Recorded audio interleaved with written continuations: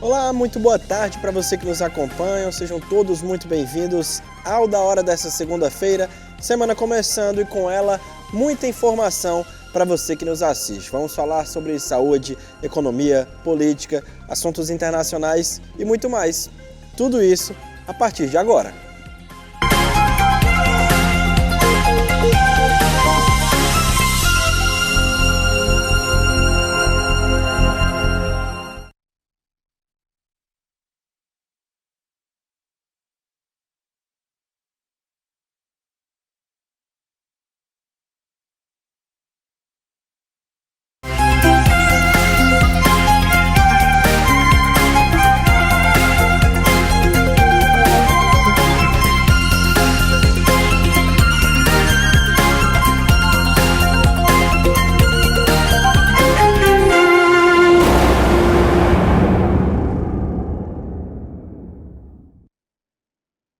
É isso, sejam todos muito bem-vindos novamente ao Da Hora dessa segunda-feira. Hoje, já apresentando para vocês, contamos com um convidado muito especial que está de volta aqui ao Da Hora, Luciano Clever, jornalista. Muito boa tarde, seja muito bem-vindo ao Da Hora dessa segunda-feira. Boa tarde, Gabriel. Boa tarde, Rochelle. Boa tarde, você que assiste ao programa. Bom estar de volta. É isso, e como o Luciano adiantou, estamos com ela, Rochelle Rodão. Tudo bem, Rochelle? Sejam bem-vindos, obrigada por participar hoje do Da Hora, Luciano. É sempre isso, um prazer a receber. gente já abre falando das datas comemorativas, né, Rochelle? É isso, porque nesta segunda-feira, dia 5 de junho, comemora-se o Dia Nacional da Reciclagem, Dia Mundial do Meio Ambiente, e essa data serve como alerta à sociedade sobre os perigos de negligenciarmos a tarefa de cuidar do mundo em que vivemos. Dia Internacional de Luta contra a Pesca Ilegal, não declarada e não regulamentada, e Dia do Engenheiro Mecânico e da Ecologia. Datas muito importantes aí para o meio ambiente, né? Já nós vamos falar sobre uma denúncia sobre o meio ambiente, né, Luciano? Porque hoje é comemorado o Dia do Meio Ambiente e vale a pena, né, ressaltar do cuidado que temos que ter, né, Luciano? Com certeza, né? O problema dessas datas, quem é contra a preservação e a conservação do meio ambiente? Ninguém, né? Primeira coisa, cuidar do seu quarto, cuidar do seu quintal, cuidar do seu jardim. O problema é que esses temas foram capturados por uma agenda globalista, né? Então, como é fácil de você conquistar as pessoas para essa agenda, eles usam isso para ir para outros cantos e achar que o país não pode se desenvolver por causa que isso é predatório. E, na verdade, nós já temos hoje tecnologia suficiente para se desenvolver sem afetar tanto a preservação. É isso. E para começar a semana, fique por dentro da previsão do tempo para hoje e para os próximos dias. Olá pessoal, de acordo com os dados parciais da FUNSEMI, nas últimas 24 horas choveu em aproximadamente 31 municípios, com destaque para o município de Paracuru, que fica no litoral do Pecém, com 29 milímetros. A previsão para hoje é que o céu fique variando de parcialmente nublado, principalmente nessa parte mais noroeste do estado, a sem nuvens, como já podemos ver na imagem satélite aqui na Jaguaribana e sul do estado. Já para amanhã e quarta-feira, a previsão do tempo é que temos condições de chuvas passageiras e isoladas e de fraca intensidade na faixa litorânea, no sertão central de Inhamuns e no Cairi. O motivo da chuva são áreas de instabilidade provenientes do Oceano Atlântico, do leste e do nordeste e efeitos locais como relevo e interação com o vento. É isso. E falando em meio ambiente, o deputado estadual Oscar Rodrigues afirma que várias estações de tratamento de esgoto se encontram desmontadas há anos após furtos de motores. Vamos conferir. Nenhuma solução. Talvez seja o maior crime ambiental no interior do estado do Ceará. E quem sabe até também da capital. Trata-se do saneamento de Sobral. Infelizmente, senhores deputados, os 220 mil habitantes de Sobral estão defecando diretamente no rio Acaraú, através de seus bueiros, através dos caminhos que chegam diretamente no rio Acaraú, e contaminando mais 5 cidades. Quem entende de saúde pública sabe que saneamento, mau saneamento, uma cidade não saneada corretamente, traz a morte para muitos dos seus habitantes. Podem pesquisar nos órgãos que tratam deste assunto. Eu mesmo verifiquei em Sobral várias ETs todas desmontadas. Fui saber por quê. Os motores de todas as ETs de Sobral, ou quase todas, talvez mais de 90%, foram roubados. E não foram roubados ontem, não. Foram roubados há vários anos.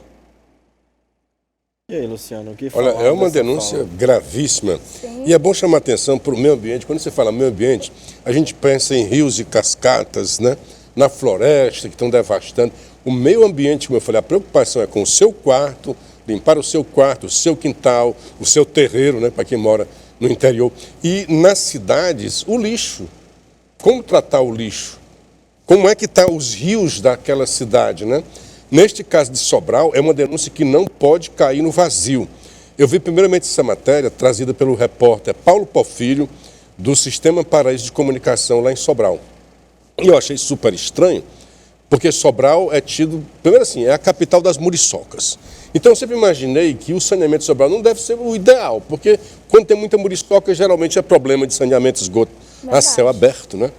Aí quando vi agora essa denúncia, quando eu falei, por que está acontecendo isso? Se Sobral recebeu tanta grana para fazer saneamento, a prefeitura chegou a anunciar que 90% da cidade estava saneada. Então qual é o problema?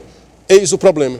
O repórter vem e mostra, olha, os dejetos humanos, você vai no seu banheiro, dá uma descarga, você imagina o quê? Vai ali para o esgoto, é tratada, vai para uma estação de tratamento e depois vai para o oceano, aqui em Fortaleza, para os mananciais da cidade, por aí. Lá em Sobral não está acontecendo, roubaram os motores, gastaram muito dinheiro para fazer canalização, para fazer saneamento, e está correto, e esqueceram de uma coisa básica, que era, cadê a guarda municipal de Sobral? Parece que só serve para multar. Se esqueceram de dar guarnição, de guardar, de manter essas coisas que são fundamentais, que é a estação de tratamento de esgoto. A denúncia do deputado chega a 90% o número de estações de tratamento de esgoto que não estão funcionando. Isto é, os dejetos todos estão sem tratamento para o Rio Acaraú, para o açude de Cachoeiro, para o açude de Mucambinho, são os três que eu conheço por lá. E quando atinge Sobral, quando atinge o Rio Acaraú, não é só Sobral, porque aí a água desce, vai até, ela vem do sertão, passa por Sobral, é contaminada com a grande população de Sobral, mais de 220 mil habitantes, e vai para o mar. Vai escorrer ali para Santana do Acaraú, para Acaraú, para aquelas cidades que estão abaixo, que vão no caminho do mar. E a gente sabe a importância do Rio Acaraú, né? E aí tá, né? Um rio tão importante está acontecendo isso, né? E espero que seja resolvida a situação, né? Porque aquela população ribeirinha, de furto, né? De motores é algo muito sério, né? E como assim, furtou um, e como é que ninguém tomou providências para o segundo furto? Furtaram o terceiro, furtar técnica, roubaram, o povo entende isso, roubaram os motores das estações, que hoje lá em Sobral, e aqui também, roubam os fios. Sim. Porque dali eles vão e vendem, né? O cobre. O cobre, tiram o que eles puderem transformar em dinheiro, talvez para comprar drogas, ou não, né? É uma atitude criminosa de bandidos que agem um crime em si, da depravação do material público, né? E também um crime ambiental, porque traz risco grave para a saúde pública de Sobral e das cidades vizinhas. E nós recebemos imagens da Vila do Mar, do ecoponto que foi inaugurado pelo ex-prefeito Roberto Cláudio. E hoje ele se encontra desativado.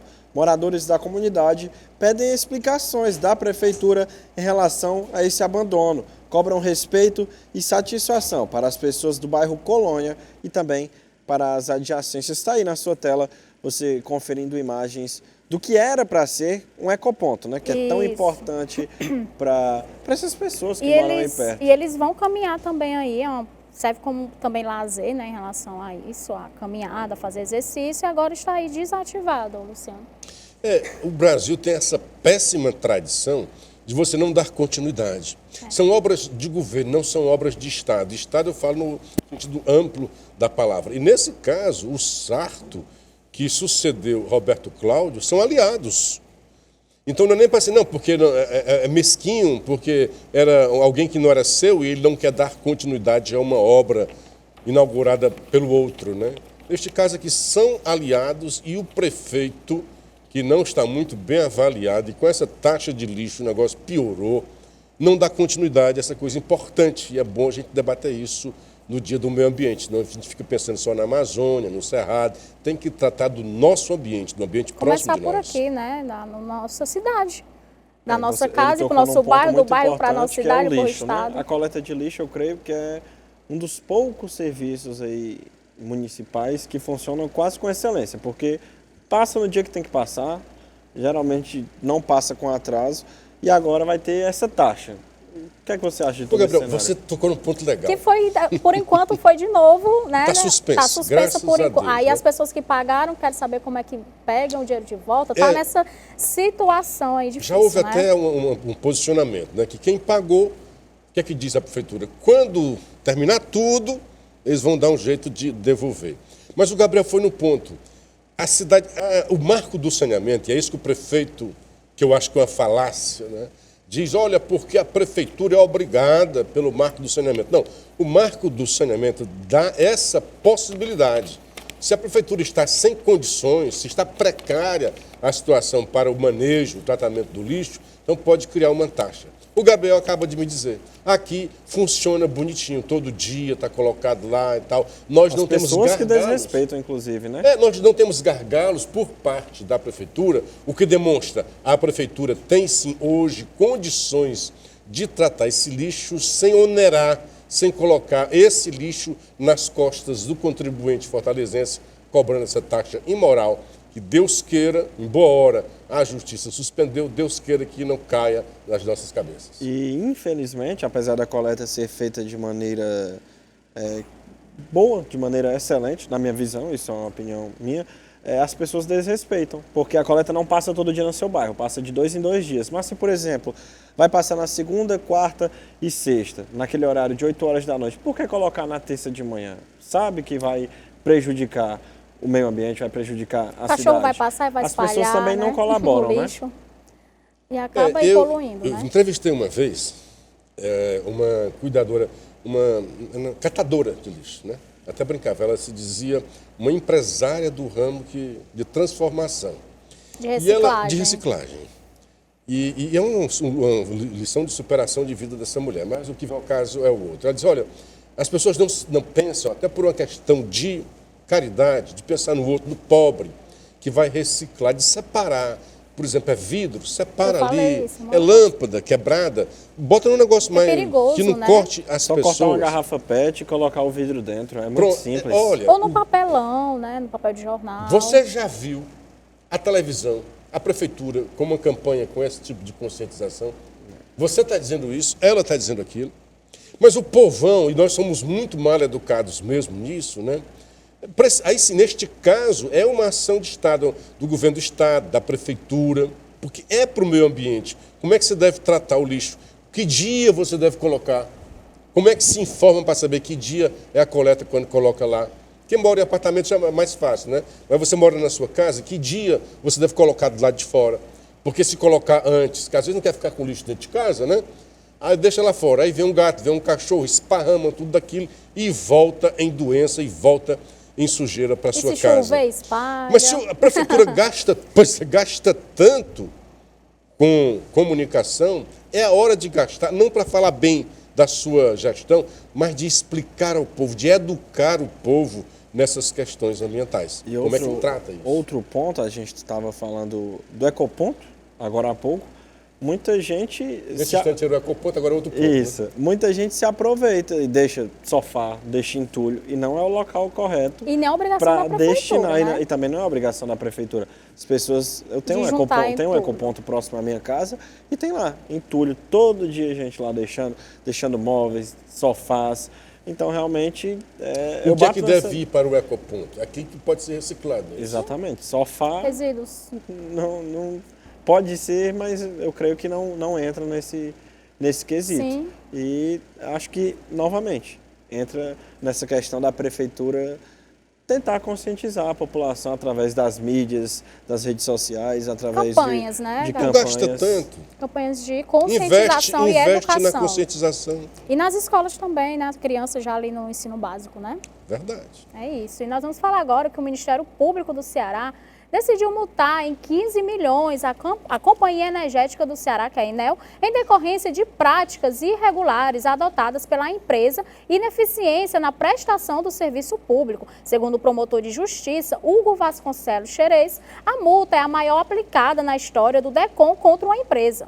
No entendimento do Ministério Público, as infrações podem ser resumidas à ineficiência na prestação do serviço público e à inadequação, irregularidade, descontinuidade, descortesia e desrespeito aos direitos dos usuários. Segundo o levantamento, o panorama operacional da Enel não justifica aumento tarifado em 2022. Isso porque não houve déficit durante a pandemia, uma vez que a receita bruta da empresa cresceu 43,9% de 2022 para 2021. Além disso, entre os anos de 2018 e 2021, o reajuste ficou entre 4,96% e 8,95%. Não é de hoje, né, que a Enel vem recebendo reclamações e agora Essa um multa processo, é, né, Luciano? judicial, essa multa grande. Grande, bem alta. Aqui mesmo no Da Hora a gente já trouxe, as pessoas mandam pra gente pro nosso WhatsApp, que inclusive tá aí na Ela sua já é nossa tela. cliente ainda.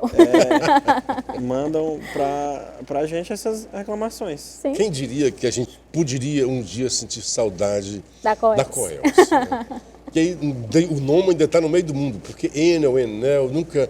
É muito ruim realmente o serviço da Enel, e eu digo isso como usuário, não é só de alguém que recebe reclamação, demandas de ouvinte, não. Eu morava em Sobral, agora estou em Fortaleza, eu fui lá e disse, olha, acabou, estou me mudando, corta aí minha energia e tal. Ela disse, olha, cortar, mas vem ainda uma conta residual. Eu disse, beleza, tranquilo. Aí quando eu tento pagar, eu ligo para lá, eu tinha um aplicativo, não está mais no aplicativo porque o senhor está fora do sistema. Manda por e-mail, não pode mandar por e-mail que o senhor está fora do sistema, você tem que ir pessoalmente. Agendar, na muitas vezes tem que agência lá. agendar, você Um chegar, às vezes nem é absurdo atendido. com tanta tecnologia que você tem e uma empresa como essa, dá essa demonstração Essa burocracia, de ruindade. Cara, eu digo, me mande o código de barra, eu pago, quero pagar. Como é que eu paguei? Um Agora, amigo se você lá. não pagar, o problema depois vai para a SPC. Um amigo, um vizinho lá, chegou, estou com outra, Luciano. Cara, tira uma foto aí do código de barra. Porque eu não tive tempo, não tinha tempo de ir, tem fila. Em Sobral até que era mais rápido. Aqui é complicado de ir. Tinha que ir. Pedi também uma ligação, aí tudo bem, é lá na questão rural. Mas, cara, está quase um ano, mais de um ano, e eles não conseguem levar. Nem assim, olha, se eu colocar o poste, não sei o quê, não levam. Tem energia próxima de lá, mas não falta um poste. Não deixa. É ruim o serviço da Enel, não cumpre o seu papel. Então, Sim. em boa hora, Que ela está no anunciou que está de contrato, saída. né? Que está no contrato a questão da qualidade e tantas outras coisas que ela tem que oferecer, né? E todas as vezes que É a uma gente... concessão, né? Todas as vezes que a gente fala da Enel aqui no Da Hora, a gente bate na tecla também que não é só privatizar, né? Que muita gente pensa que privatização vai resolver 100% dos problemas, mas também oferecer um serviço de qualidade. Eu creio que também, se tivesse uma concorrência, ajudaria, porque, por exemplo, os provedores de telefone, de internet, têm diversas empresas, diversas operadoras. Se você não está gostando de uma, você vai para outra e recebe, às vezes, um preço melhor, uma velocidade de conexão maior. Na energia, não. A gente só tem a Enel. Se tiver com problema, se vire. Perfeito. E criou um negócio... Questão da opção, né? Quando chegou na privatização, eles criaram as agências de regulamentação. Sim. Por quê? Porque como não tem mesmo a concorrência, na eletricidade não tem concorrência, não tem como ter. Piorou um pouco porque a Enel, que é uma distribuidora de energia, passou a ser também uma geradora. Então ela fazia as duas funções, ela gerava energia, comprava a energia dela e vendia para nós. E aí, como não tinha concorrência, teria que ter uma agência reguladora muito ativa e muito na defesa do consumidor, que parece que não é o que se verifica nem no Ceará, nem em canto nenhum do Brasil. É isso. É isso. E agora a gente vai falar de política, porque na campanha eleitoral, Lula era contra a indicação de amigos ao STF. Não é prudente, não é democrático um presidente da República querer ter os ministros da Suprema Corte como amigos. Você não indica o ministro da Suprema Corte para ele votar favorável a você ou te beneficiar. Os ministros da Suprema Corte têm que ter currículo. As pessoas têm que ter história, têm que ter biografia. E essa gente tem que fazer o que precisa ser feito. Sinceramente, eu estou convencido que tentar mexer a Suprema Corte para colocar amigo, para colocar companheiro, para colocar partidário, é um atraso, é um retrocesso que a República Brasileira já conhece muito bem, e eu sou contra. Eu acho que a gente pode discutir no futuro, se tiver uma nova Constituinte, sabe, quem sabe ter mandato ou não, quem sabe as pessoas ter uma limitação maior. Mas eu acho que a Suprema Corte tem que ser escolhida por competência, por currículo e não por amizade. E o presidente Lula comenta a indicação do seu advogado nos processos da Lava Jato para a vaga de ministro do STF. Você já esperava que eu indique o Zanin? Eu acho que todo mundo esperava que eu fosse indicar o Zanin, não só pelo papel que ele teve na minha defesa, mas simplesmente porque eu acho que o Zanin se transformará num grande ministro da Suprema Corte desse país. Eu conheço as qualidades como advogado, conheço a qualidade dele como chefe de família e conheço a formação do Zanin. Ele será um excepcional ministro da Suprema Corte, se aprovado pelo Senado, e eu acredito que será, e eu acho que o Brasil vai se orgulhar de ter o Zanin como ministro da Suprema Corte. A gente viu aí 2 vídeos antagônicos, né, Dois Luciano? Dois Lulas, né? Lula não diz coisa com coisa. Lula mente num local, depois mente no outro local. Ele disse, vocês já esperavam que eu fosse indicar o Zanin. Mas se você acreditasse naquilo que ele disse no debate, você jamais esperaria. Lula é um atraso e é um retrocesso. Foi ele que disse. Ele disse que indicar um amigo é um atraso e é um retrocesso.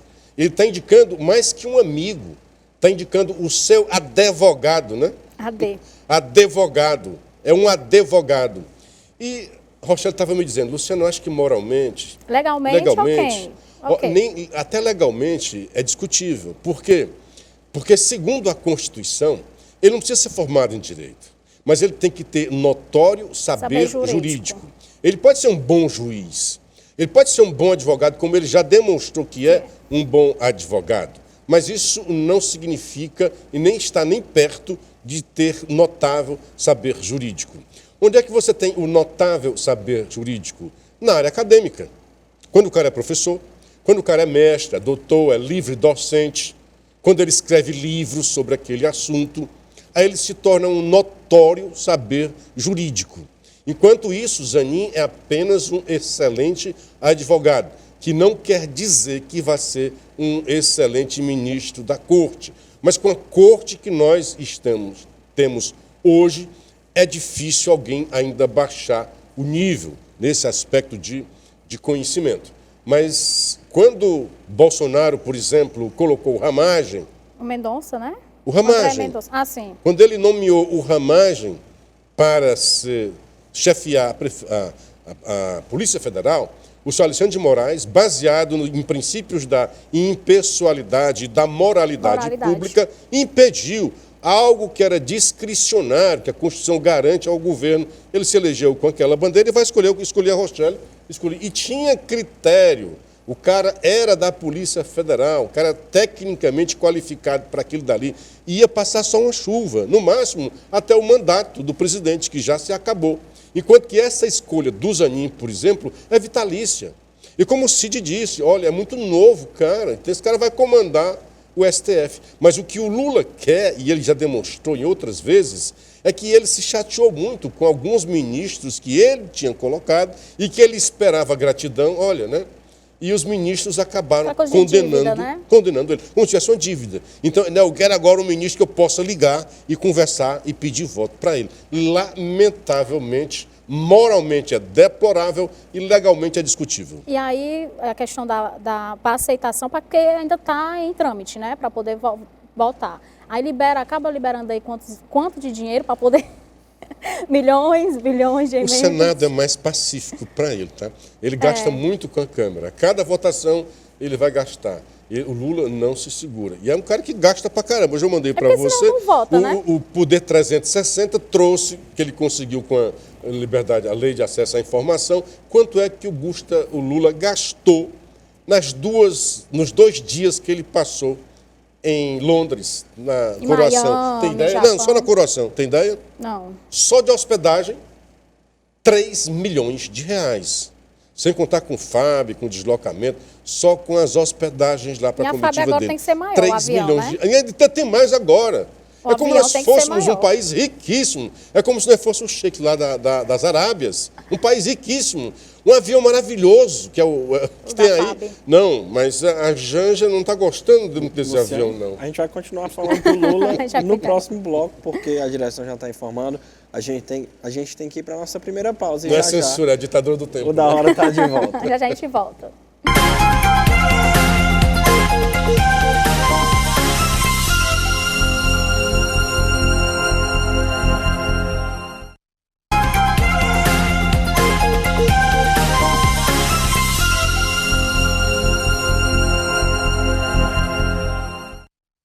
Estamos de volta com o da hora dessa segunda-feira. No bloco anterior, a gente estava falando sobre o governo e o Luciano vai continuar fazendo seus Tá comentários. falando Era- da gastança, É a né? ideia da gastança. Esse é o governo da gastança.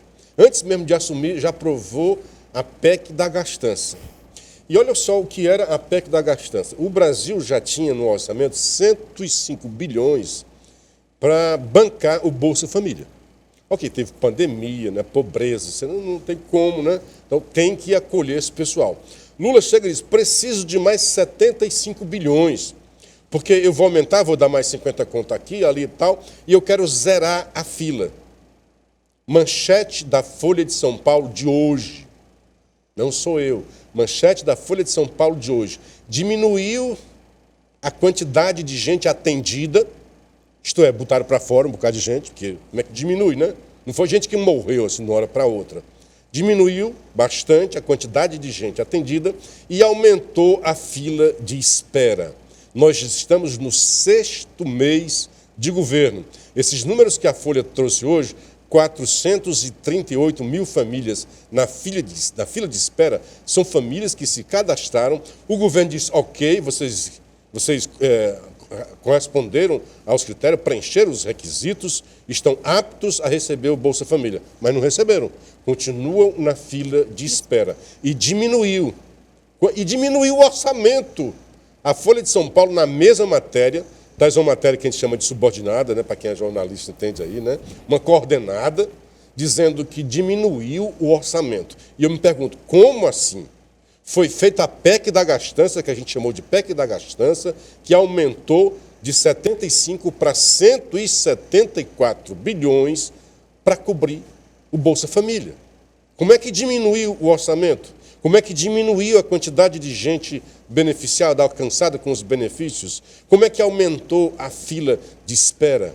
Ou é muita ineficiência, muita incompetência, ou esse governo está aqui não para nos governar, mas simplesmente para atender aos seus interesses próprios. Preciso dormir melhor, me arranja uma cama de 50 mil reais. Eu tenho que agradar aqui a Janja. Ah, aquele sofá eu não gostei. A Janja não gostou. Traz aquele negócio melhor.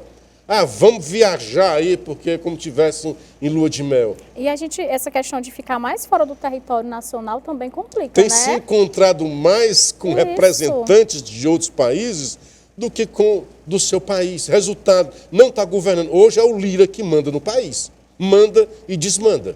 Humilha o Lula no Congresso. Por quê? Falta de inapetência. O Lula não está mais nem aí. Ele quer se vingar. Dando um jeito de vingar, vou colocar o Zanin para me garantir aqui e vou me vingar. Vou botar o Bolsonaro, se possível, botar o Bolsonaro na cadeia. Vou botar o Moro e Dallagnol. Lembra? Ele disse que só descansaria quando fizesse uma coisa aí que ele só faz com a Janja, né? Nem sei se faz, né? Com o Moro e também com Dallagnol. E muitas coisas estão sendo feitas. Nós precisamos, e é o que ele dizia, olhar para o futuro. Lula está com olho no retrovisor. Uma hora vai colidir, vai bater. Aí fazer igual o Sarto, o prefeito que bateu na árvore, está sozinho, né? Ah, sim, é isso. E o presidente Lula voltou a defender a criação de uma moeda unificada no Mercosul, numa reunião com líderes de países da América do Sul, realizada no Palácio do Itamaraty nesta terça. De acordo com Lula, a medida reduziria a dependência de moedas extra-regionais. No complemento, ele considerou também implementar iniciativas de convergência regulatória, facilitando trâmites e desburocratizando procedimentos de exportação e importação de bens. A ideia de todo não é ruim. Criaram o euro lá na Europa, né? Sim. Mas unificaram, né, a União Europeia. Mas também tem a questão dos países europeus serem diferentes daqui. Vamos criar Unasul, né? Em vez da Europa? Eles eram mais ou menos homogêneos em termos de economia. Não tinha muita disparidade. É isso. Aqui você tem o Brasil, que Aí você tem a Venezuela, a querendo Argentina. ou não querendo é uma pujança, e você tem a Venezuela de um lado e a Argentina com a inflação. de outro lado. Os dois países na bancarrota, frustrado, o povo correndo da perseguição e da fome e da miséria na Venezuela. Como é que eu vou equalizar? O Chile, que estava mais ou menos, né? Sim. Como é que eu vou equalizar, colocar a Venezuela e a Argentina numa moeda só? Quem vai bancar isso? Certamente vai ser o real, certamente vai ser o Tesouro Nacional, para bancar essa egotrip, essa egolatria do Lula, que quer se mostrar como um grande cara no cenário internacional. E só tem dado pancada. É um fiasco essa política externa brasileira. A semana passada, não sou eu que estou dizendo, o Estadão, que defendeu, toda a mídia, toda a grande mídia defendeu o Lula, e ele está dizendo que nunca houve um vexame tão grande no cenário internacional quanto esse produzido por Lula. E ele faz questão, e é porque tinha Bolsonaro, que já era muito ruim, mas Lula conseguiu ser pior. Lula não é mais o mesmo, Lula está bem diferente. Em relação aos Estados Unidos aí também, né, Luciano? Comprar briga com... Olha, o Lula, assim, no local, ele vai para a China e mete o cacete lá na Ucrânia, né, nos Estados Unidos, no dólar. Aí quando vai falar com o Biden, muda o discurso. O Biden, como é que é isso mesmo que você falou? Não, não é bem isso, não é aquilo outro. O Zelensky está brincando com ele. Rapaz, o Lula é muito original nas propostas dele, botou entre aspas esse original. Porque o Lula quer defender. Gente, quem está em guerra é o Brasil, matando gente todo dia.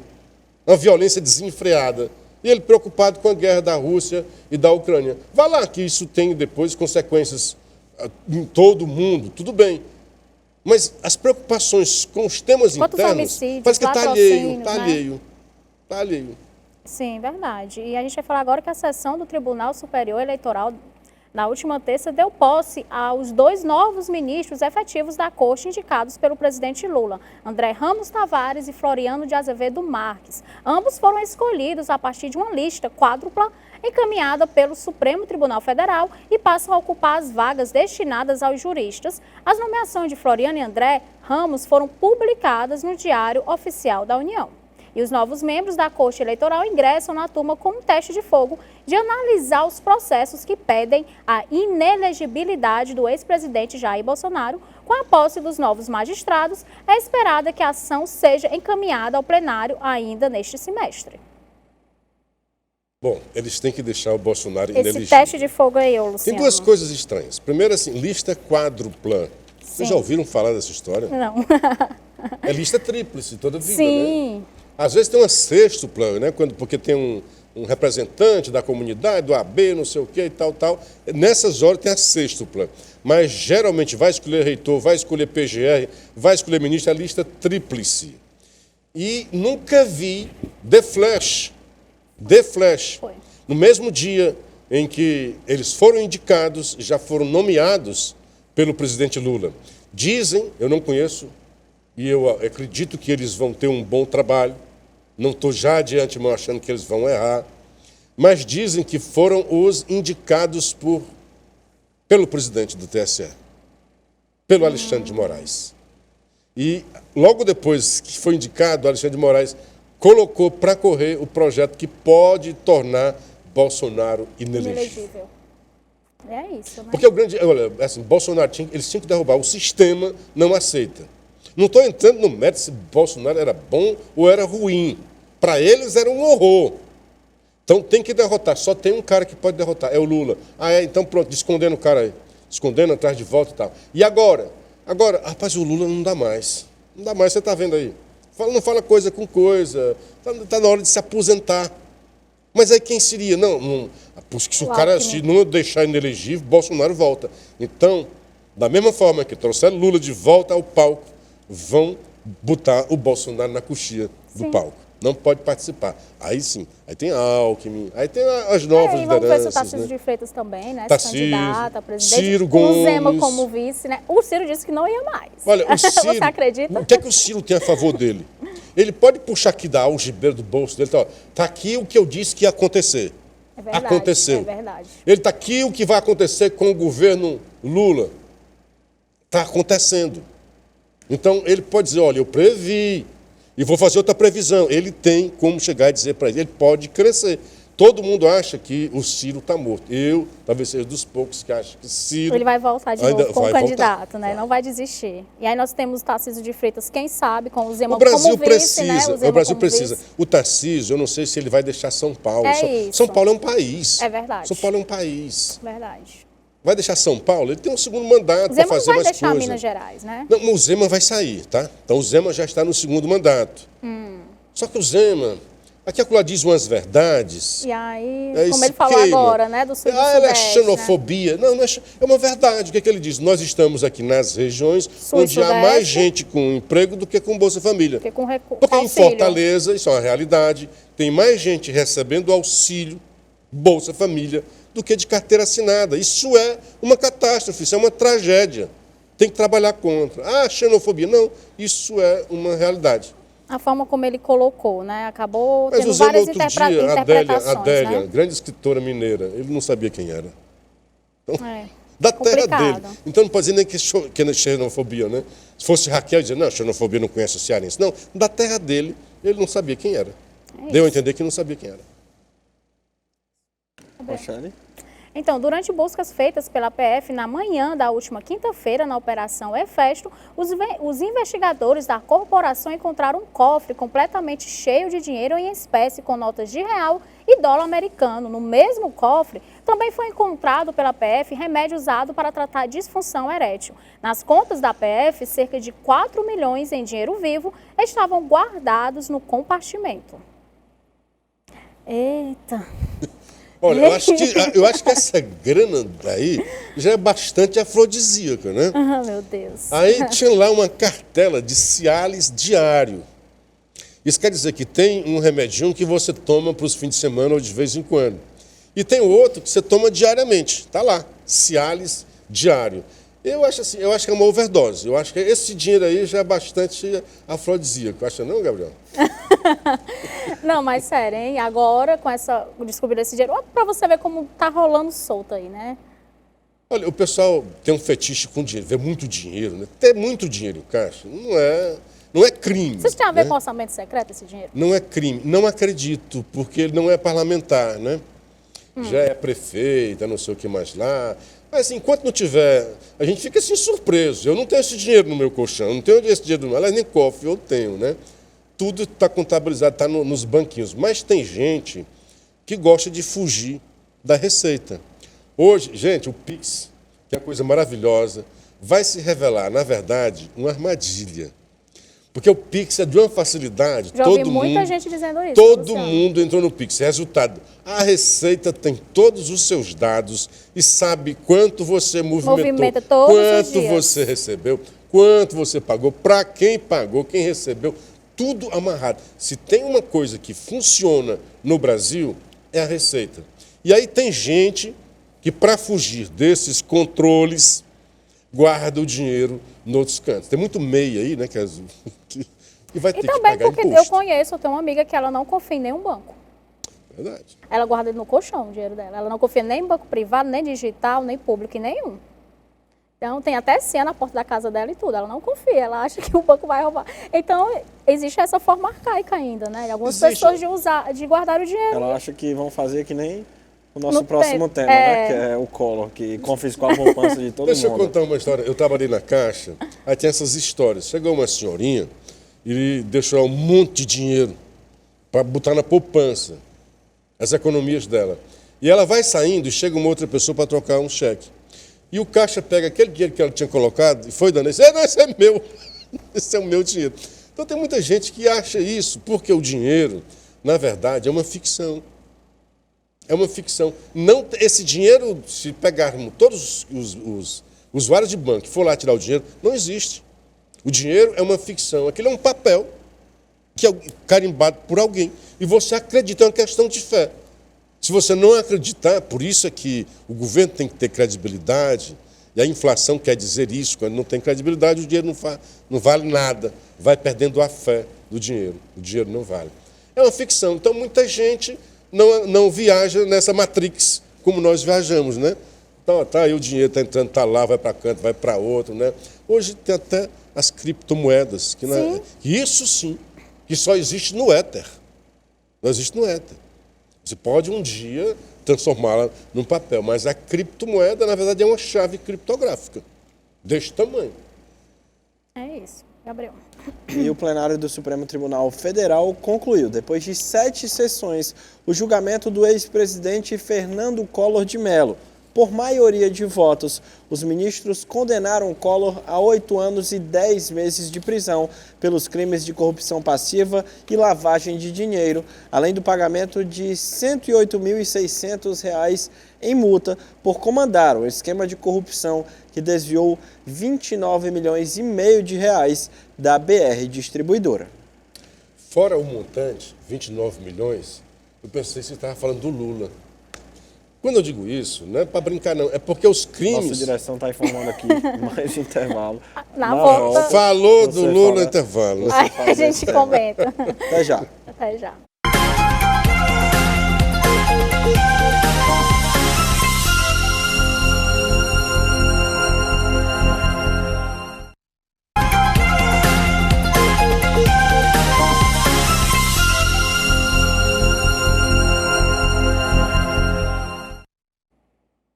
De volta, né, com o da hora dessa segunda-feira. E agora, pode continuar seu comentário sobre Falávamos sobre a condenação do Collor. Sim. Foi condenado pela Operação Lava Jato, a mesma do Lula. Foi condenado por crime de corrupção passiva e lavagem de dinheiro. Os mesmos crimes do Lula. E porque coordenava esse esquema. Quem era o coordenador do grande esquema? Collor tem que ser condenado, com certeza. Houve crimes, com certeza. Mas o que dá a entender, e aí começa a ter a descrença na justiça brasileira, é que parece que ela funciona para um lado e para outro não. Parece que essa balança está meio capenga. Parece que aquele ditado, aos amigos os favores da lei, aos inimigos os rigores da lei, está tudo, olhar os favores do rei e os rigores da lei, parece que está em pleno funcionamento. Como o Collor acabou indo, se bandeando para o Bolsonaro, que não atendeu o apelo dele também, ficou do lado dele, vai ser punido. Nós vimos agora mesmo o Eduardo Cunha, todos os crimes do Eduardo Cunha estão sendo apagados. Todos os crimes do Sérgio Cabral estão sendo apagados. Todos os crimes do Lula foram apagados.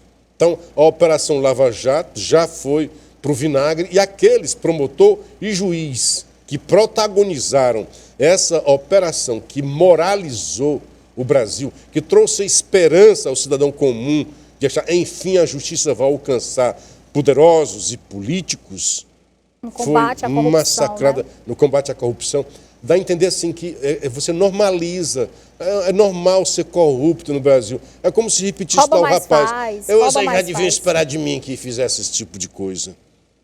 Porque antes do governo criticava muito. Quando chega ao governo, faz muito mais do que os outros fizeram, aquilo que eles criticavam. É uma pena, lastimável, que o Brasil seja assim. E as pessoas falam, 99% dos políticos roubam, falam na maior, como se fosse realmente banalizou. A corrupção foi banalizada. Acha no que é Brasil. normal. Eu acho que mais triste, né? corrupto do que os políticos está no Poder Judiciário. Até o data STF vênia, né? Mas é só percepção que eu estou tendo, percepção. É o câncer. Porque eles são vendados, não são vendidos. Né? E aí a gente vê a corrupção no Brasil, na prefeitura, e aqui no Ceará, em todas as... É incrível, né? Aqui em Fortaleza, nos municípios, de vez em quando aparece aí denúncias ou até mesmo notícias de prefeitos, né, sendo... Sabe uma coisa doida que eu me lembrei agora? A CPI da Covid. Vocês lembram que tentavam levar para lá, olha, houve corrupção, houve desvio, consórcio Nordeste, respiradores, teve aqui em Fortaleza, em vários outros locais, dinheiro, corrupção. E os caras, não, isso aí é coisa menor. A impressão que dava era isso. Não, corrupção não, ninguém quer falar sobre isso não. Quando a diretora ali da crechezinha da prefeitura rouba merenda escolar. Tem isso? Coisa pouca. Quando acontecia, não sei dizer se ainda tem, mas quando já aconteceu, né? Aí é coisa pouca. Corrupção. Você vai normalizando. Vai normal, é o sapo na água quente que vai até ele ferver. Não podemos deixar de lado, não podemos esquecer que houve uma roubalheira enorme na Petrobras, de que houve um esquema de assalto de corruptos que tomaram de conta desse país. Não podemos nos deixar por narrativas para dizer que não, que a Lava Jato era algo do exterior contra os brasileiros, contra as empresas. Não, fomos os políticos do executivo, do judiciário, do que for, que roubaram esta nação. E nós não podemos achar que seja isso normal e que não mereça punição. Portanto, puna-se o Collor, mas não só o Collor, todos os outros que também fizeram a mesma coisa ou pior. Saber que tem um Aécio, né? Vou falar aqui, né? Ai, Jesus, enfim. O IBAMA deu 23 licenças para a Petrobras neste ano e negou apenas uma, a perfuração de um poço de petróleo na foz do Amazonas. Tecnicamente, o órgão ambiental apontou que os dados da petroleira não davam segurança para a operação em caso de vazamento de petróleo. E ainda destacou que faltam estudos amplos sobre o impacto da atividade petroleira na região. Tais estudos levariam cerca de 2 anos para ficarem prontos, segundo especialistas. Mas para o presidente da Petrobras, Jean Paul Prates, em 6 meses ele vai dobrar politicamente o IBAMA e obter a licença para perfurar seu poço na foz. Prates garantiu a interlocutores no Conselho de Administração da Petroleira que a perfuração vai acontecer. Eu acho que podemos nos desenvolver sem comprometer a preservação do meio ambiente. É o caso desse aqui. Me pergunta assim, tem na nossa história algum vazamento, algum crime massivo que a Petrobras tenha feito para chegar a dizer, não, eu não vou deixar você abrir esse poço, porque não tem um estudo aí dizendo que você sabe fazer o manejo, sabe combater, vazar, se vazar. Mas que vazamento já houve? Temos fauna, temos flora, né, que pode prejudicar. Sim. Mas há, assim, tantos vazamentos para você dizer, olha, isso é realmente comprometedor, e a empresa não consegue fazer isso. Faz tempo que não se ouve nem falar de vazamento. Até porque tem aumentado a segurança, a tecnologia.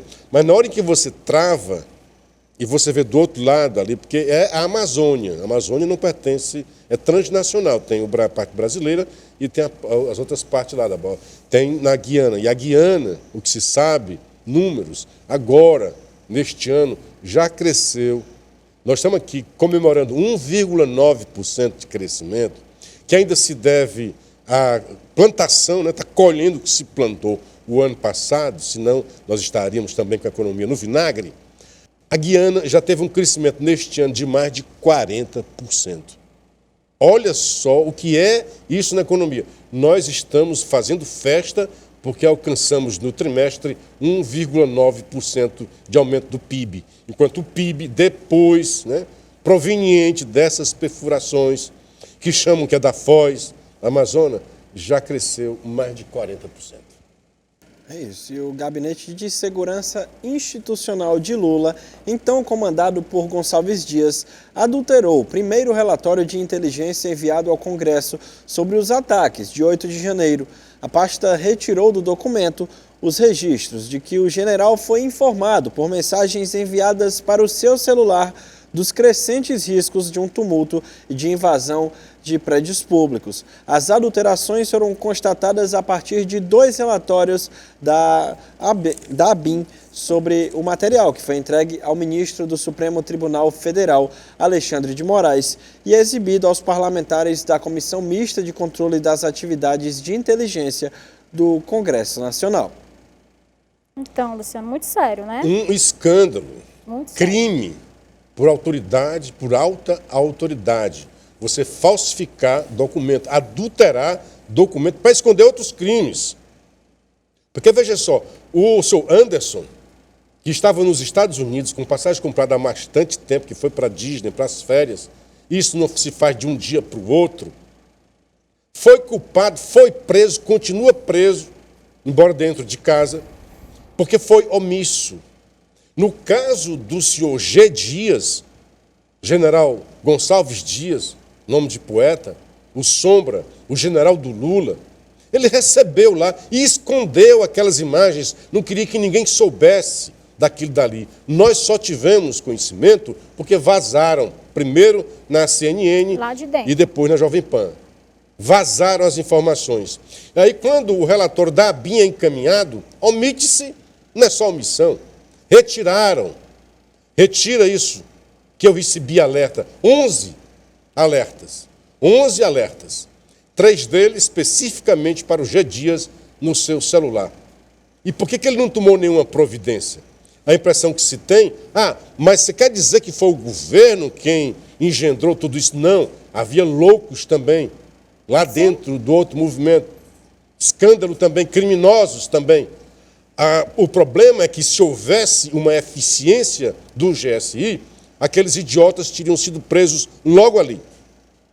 Foram presos depois e pessoas que não tinham nada a ver foram presos. Mas o que eles queriam? Hoje, né, agir politicamente para dizer que eram vítimas. Os vândalos, deixa eles quebrar, porque se o governo age, não haveria o quebra-quebra. Então, neste caso, por omissão, o governo é tão culpado quanto os criminosos que vandalizaram os 3 poderes no dia 8. Isso, e a relação de Lula com Tarcísio de Freitas entrou em rota de colisão nos últimos dias após o Ministério da Justiça exigir a reintegração de Danilo Campetti, assessor especial do governador de São Paulo, ao quadro funcional da Polícia Federal. Um ofício assinado pelo secretário executivo da pasta, Ricardo Capelli, foi enviado em abril ao gabinete do secretário estadual do governo, Gilberto Kassab, com o pedido de retorno do servidor às suas funções em corporação. A justificativa foi a falta de efetivo devido à criação de novas diretorias na PF. Campetti participou da condução coercitiva e da prisão de Lula durante a Operação Lava Jato e o escoltou em 2019, quando o petista teve liberdade provisória concedida para ir ao velório do neto. Não é isso mesmo? Não é um governo da vingança, do ressentimento. O cara, hoje, ele é assessor do Tarcísio. Não, traz de volta que a gente vai botar ele aqui na geladeira. Ele foi candidato a deputado. E na campanha, ele trazia como um galardão dele, né, como diferencial, eu sou o policial que prendeu o Lula. Lula não aceita isso, quer se vingar. Aí está trazendo de volta. Cadê? Traz ele de volta aqui. Se for o caso, manda ele lavar o chão. Mas não deixa ele lá sendo assessor do Tarcísio, não. Assessor do governador. Não era um cargo qualquer, não. Era assessor especial do governador de São Paulo. Vingança. Nosso programa está chegando ao fim. Infelizmente, passou muito rápido hoje. Vamos para as considerações finais. Fica à vontade, Luciano. As considerações são essas. Deus queira que sempre continue um programa como esse de vocês, que a gente possa falar e trazer para a população, porque é muito narrativa, né? Como diz Lula. Tudo narrativa, né? Umas são falaciosas, outras são verdadeiras. Narrativa é narrar, é falar, é nossa profissão. Contar histórias. O problema é que alguns contam histórias para enganar você. E esse problema tem servido ou não pra, contam, né? Ou não contam. Ou escondem, né? É isso, agradecer a presença do Luciano. Muito obrigada, Seja muito Luciano. bem-vindo. Sempre que quiser, as portas Obrigado. estão abertas. Obrigado, Gabriel, Rochelle, e a você. E o da hora dessa segunda vai ficando por aqui. Uma ótima semana, um grande abraço. E fica com o lembrando que Ferreira hoje, Aragão, tem né? programa do Ferreira Aragão. Agora. E logo depois, Esporte União, para falar muito da rodada do final de semana. Grande abraço. Até amanhã. E até amanhã. Até a próxima.